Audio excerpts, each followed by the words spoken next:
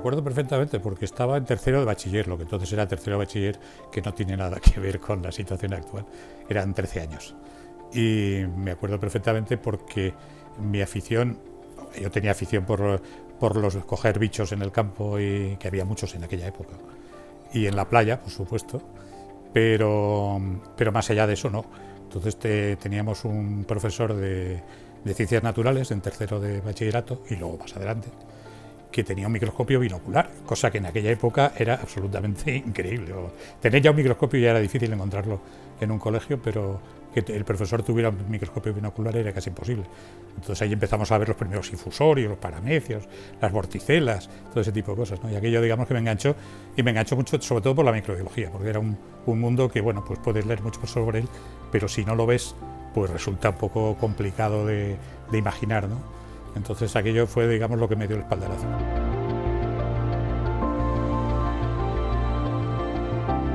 Es lo fundamental. Lo fundamental, hay incluso una frase de André Luoff, el premio Nobel, que decía que el arte del científico es buscarse un buen jefe. Entonces, tanto desde el punto de vista de un jefe como desde el punto de vista de un profesor que te enseñe, es lo fundamental. Es decir, un profesor te puede hacer una asignatura atractiva, agradable y que te enganche, o te la puede hacer odiosa y que al cabo de los años hayas terminado no aprendiendo nada de ella. Bueno, con algunas de la carrera nos pasó. Tuve la suerte, porque realmente fue suerte, y en el fondo casi siempre suele ser suerte, de caer en un laboratorio en el que me sentía pues como en mi casa. Mi director de tesis, que era Antonio Portoles, que ya falleció, pues era un segundo padre, de hecho, ¿no? Yo había perdido a mi padre unos años antes y no, fue más o menos coetáneo. Pero él se ocupó de mí y me cuidó como si fuera un hijo suyo, aparte de enseñarme todo, ¿no? Y yo me sentía en aquel laboratorio realmente pues como en mi casa. Tenía un grupo de compañeros y de amigos y de maestros, porque eran todos maestros, que la verdad fueron unos años estupendos, y encima nos lo pasábamos bien. Yo creo que trabajábamos bien y nos lo pasábamos bien, cosa que ya es un lujo, vamos.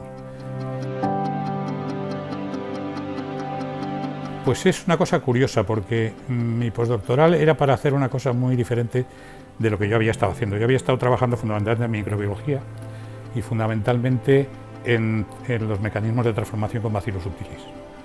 Y me fui a trabajar en una cosa que en aquella época empezaba a explotar, pero que no tenía nada que ver, o muy poco que ver, que era el destino del DNA, pero no en procariotas, sino en eucariotas.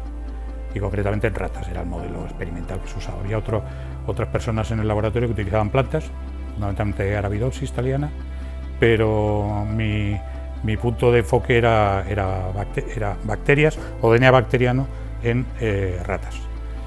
Entonces no tenía aquello, no tuvo nada que ver con lo que yo hice. Pero eso sí, aprendí una cantidad de tecnología de purificación de DNA, que en aquella época todavía era muy preliminar, análisis de DNA físico-químicos por diferentes técnicas, centrifugación, ultracentrifugación analítica, que realmente luego me fueron de lo más útiles en el futuro, ¿no? Sobre todo lo que más me llamó la atención, la diferencia económica. Es decir, y puede parecer una anécdota tonta, pero no lo es. En aquella época en España trabajar con radiactividad, aunque fuera con emisores beta, tritio por ejemplo, pues era casi un logro. Es decir, pocos laboratorios tenían la capacidad, primero el dinero, porque a fin de cuentas los isótopos radiactivos eran caros, pero también las instalaciones necesarias para poder trabajar. Una cosa, por ejemplo, que no deja de ser curiosa, es que aunque en nuestro laboratorio concretamente no llegamos a tener que reciclar los viales de centelleo de radiactividad, porque podíamos permitirnos el utilizar viales nuevos, pero casi llegábamos a eso. Y sin embargo, el nivel económico que yo descubrí en Bélgica era, bueno, alucinante. Es decir, allí había, si dijera que los presupuestos eran de 100 veces superiores a los de España, pues creo que no me equivocaría. ¿Qué ha cambiado? Pues yo creo que para bien ha cambiado la introducción de las técnicas de biología molecular. Eso evidentemente ha supuesto secuenciación, clonación, etcétera, etcétera. Todo eso ha supuesto un avance y una velocidad de crucero que era insospechada hace 40 años, ¿no? Pero por el contrario, yo creo que se ha perdido bastante de conocimiento básico, por ejemplo, sobre lo que es la microbiología. Hoy en día, y yo conozco algunos casos, hay personas que han hecho su tesis doctoral sobre un microbio, pero no han cultivado ese microbio en su vida. Todo era a base de genes que otros a lo mejor habían clonado antes, o a base de purificar proteínas, pero raramente, a lo mejor durante toda una tesis doctoral, han cultivado un determinado microorganismo. Entonces, el desconocimiento de la microbiología básica yo creo que se ha perdido bastante, precisamente por eso, porque se ha vuelto todo muy molecular.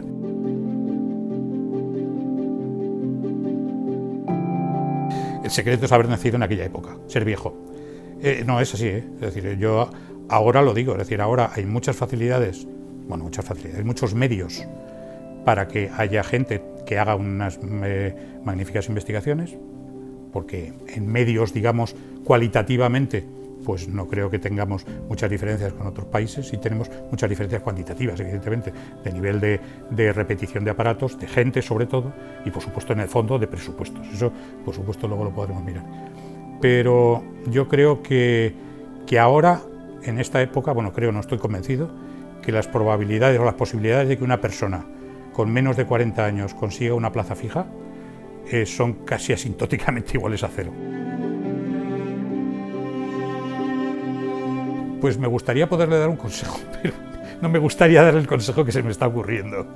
El consejo que se me está ocurriendo es que haga su tesis y no se quede en España, porque lo veo muy difícil que se pueda estabilizar. Es decir, no hay posibilidades. Los presupuestos ahora mismo son absolutamente ya no bajos, es que son ridículos. Hemos bajado desde... Nunca han sido bollantes. Cuando en España el porcentaje del PIB que se ha destinado a investigación no ha pasado de 1,5%, nunca. Cuando la media europea ya era el 2 y pico por ciento. Estoy hablando del año 2005, 2006, 2007 quizás. Y aquello parecía que había mucho dinero y éramos la cola de Europa, por detrás de muchos países que, si los dijera, nos íbamos a sorprender y desagradablemente.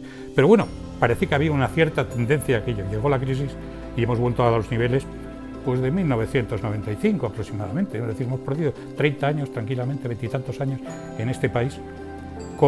No solamente hemos perdido en cuanto a dinero, sino que más hemos perdido son ilusiones de la gente. Es decir, ahora la gente joven, mucha de la gente joven, por lo menos la gente que puede, después de hacer su tesis, lamentablemente se tiene que ir al extranjero, porque aquí no les ofrecemos una estabilidad de ningún tipo, con lo cual a la gente joven se le ofrecen muy pocas posibilidades. Yo en eso estoy convencido que hay una frase muy buena del padre Brown, el protagonista de las novelas de Chesterton, que dice, no es que no sepan cuál es la solución, me estoy refiriendo obviamente a los políticos, no es que no sepan cuál es la solución, es que no consiguen ver el problema. Y es que solamente se habla de ciencia cuando va a haber elecciones.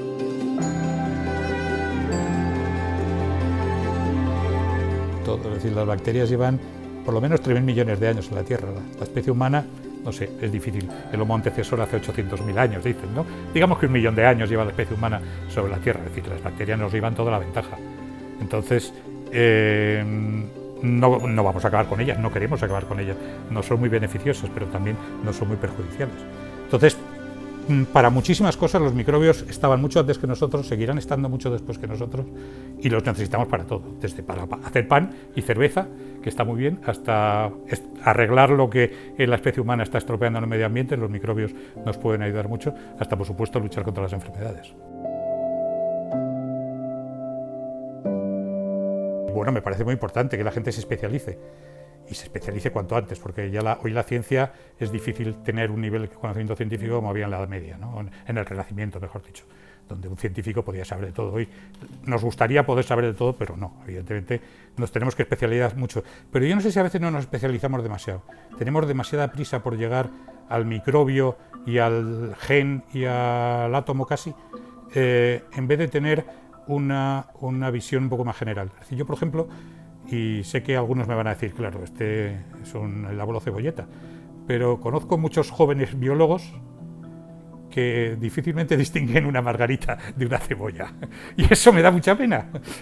Ya no diré las aves, que yo incluso ahí soy bastante lego en la materia, pero por ejemplo, que un biólogo sepa mucho de bioquímica o de biología molecular y microbiología, me parece muy bien. Hay que hacerlo, pero no exclusivamente. Yo sería un poco más partidario de que esa especialización fuera a partir de los últimos años de carrera. Me parece una cosa horrible Me parece una cosa horrible y que lleva a lo que, y lo he traído precisamente pensando en esto, una serie de artículos que obviamente no voy a sacar, pero que están sacados todos de este artículo que os lo dejo por si os interesa sacar alguna nota, que es el que se llama El coste mental de la carrera investigadora. Es un artículo que lo han publicado hace escasamente 10 días en la red y hace referencia a una serie de trabajos que tengo aquí, incluso el último, un trabajo reciente de Nature, donde se pone en evidencia, si alguien no lo sabía, que la carrera investigadora, particularmente en los primeros años, produce muchas taraduras mentales, vamos a decirlo de una manera coloquial. Es decir, la gente está súper estresada, está muy nerviosa, con muchos problemas mentales, porque a todo lo que es lo que supone el estudio y la investigación se suma en la inseguridad laboral y económica, pero van juntas, obviamente. Entonces eso produce una cantidad de desequilibrios mentales, por lo visto, mucho más altos entre la población investigadora y sobre todo la investigadora joven que entre la población general, lo cual indica que algo estamos haciendo mal. Y para mí, una de las razones es precisamente la teoría esa o la norma del publish or perish. Buena pregunta. Desde luego que realmente le guste la microbiología, realmente. Es decir, la microbiología para mí es apasionante, sin duda ninguna. Ha sido nuestro pasado, yo creo que es nuestro futuro, por supuesto con otras ciencias, pero para mí la microbiología es fundamental y le diría que se dedicara a cualquier parte de la microbiología. Yo creo que todas las partes de la microbiología son interesantes si se hacen bien. Si se hacen bien científicamente y se hacen sobre todo también si se hacen bien en un ambiente agradable. Es decir, hacer un trabajo muy bueno en un ambiente muy desagradable yo creo que tiene uno de los pies que cojean. Y estar en un ambiente muy agradable y no trabajar seriamente, pues también cojea, obviamente, ¿no? Entonces, lo ideal, y como decía André Luoff, y lo repito, yo creo que el principal arte de un científico es buscarse un buen jefe. Entonces, yo creo que hay que dedicarle mucho esfuerzo, mucho tiempo, pero tiene que ser en un ambiente realmente, y yo creo que es casi más importante que la ciencia que se haga, el sitio donde se haga esa ciencia. Y si se hace en un sitio donde uno se encuentra a gusto, el esfuerzo es menos esfuerzo.